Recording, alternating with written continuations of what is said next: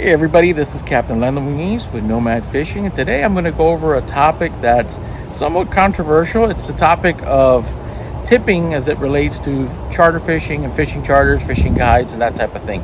It seems like every time this topic of conversation comes up in either social media or one of the fishing forums, it seems to just bring out a lot of different opinions, and it's one of those things where everybody has an opinion on the subject, and not all opinions, in my opinion, are correct. So I'm going to give you what I know, what I've learned over the years. I've been charter fishing for about 20 years, and I've been in the fishing industry, a very long time. So I'm going to give you my opinion, and then you can form your own.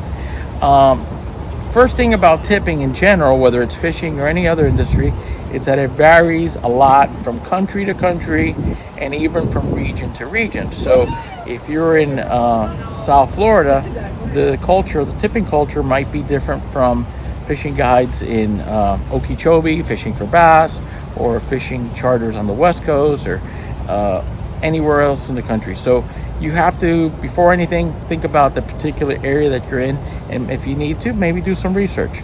Now, even though I'm a charter captain, sometimes I'll charter boats in other locales, and I usually stick to the traditions or that I'm used to. And do I tip? Yes, of course I tip when I go on a charter. I usually tip at least 20%, and that's just because that's the way we do it here. Now, why the tipping? And this is one of the questions I get sometimes. Why tipping? Well, for starters, in the charter business, the margins are slim, very, very slim margins.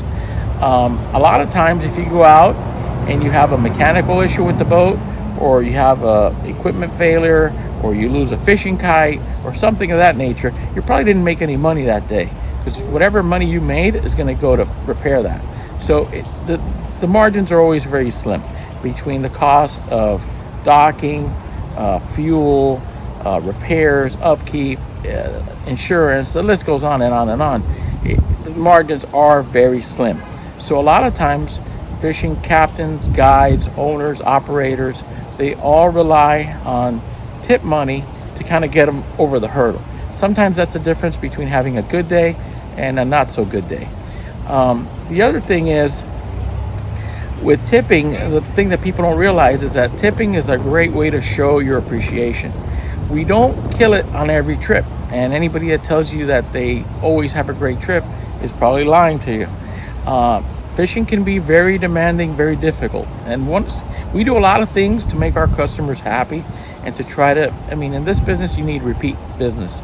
So we try to approach every trip like it's our last trip, and we try to do our best to try to make customers, especially new customers, make them repeat customers. So how do we do this? Well, number one, we try to keep the boat in tip-top shape. We try to keep our tackle in tip-top shape. We use a lot of live bait, so we try to have some bait on hand all the time, because it's not always easy to catch or easy to buy. So we try to do those things in order to give the customers the best experience possible. All of those things require time, and they require money. One of the things we like to do is, on our days off, we'll go and we'll fish for bait for hours and bring the bait back and store it in our bait pens, so that when we have a charter, we're ready to go.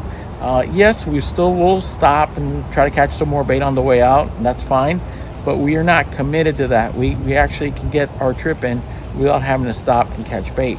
So that takes a lot of pressure off of us, and it also increases the experience level for our customers. They're going to have a more enjoyable experience because we're not spending 2 or 3 hours on bait. And trust me, I've been on charters where we've been catching bait for 3 hours before we wet a line.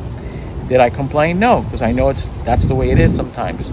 So with that said, the tipping in our business here in South Florida is a big part.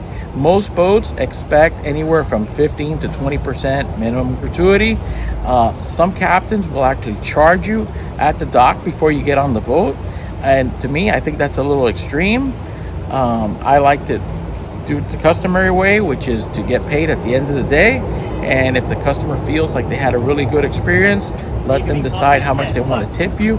I usually recommend between 15 and 20%. So let's say it's an $800 charter, you're looking at about $150 to $200 in tip money.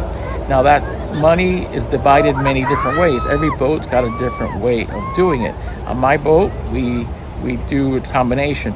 If both of us are on the boat, myself and my co-captain, sometimes he acts as a mate for me, and we have a split for that. And if he's fishing alone, he's got a different split and stuff like that. So but it varies from boat to boat. Some boats, they split the tip between the captain and the mate. Sometimes there's two mates, they split the tip. Sometimes they split the tip 3 ways. So it doesn't really matter. What matters is that the customer took the time to show their appreciation and gave them a nice tip, and the crew, everybody's going home happy. The other thing this helps with is it gives the captain and the mate kind of like a memory of you. So in other words, we always remember customers that are very generous and leave us nice tips. It's almost unhuman like not to remember that. So when that guy calls you back a year later and says, hey, I want to book another trip, you're going to remember that guy, because you're going to say, man, that guy was so nice, he gave us a really nice tip, let me see how I can help him, let me see how I can fit him into the schedule. Whereas you have people that maybe don't show their appreciation, don't tip well, are kind of rude sometimes. Well, guess what? That guy's not going to get priority. If that guy calls you and your schedule's pretty booked up, you're probably just going to pass on that. And you're not going to really try to make room for that guy, try to squeeze him in. I know this may sound a little rough, but it's the truth. And sometimes the truth hurts. So, like I said, tipping is a great way to show your appreciation and just basically, do the right thing.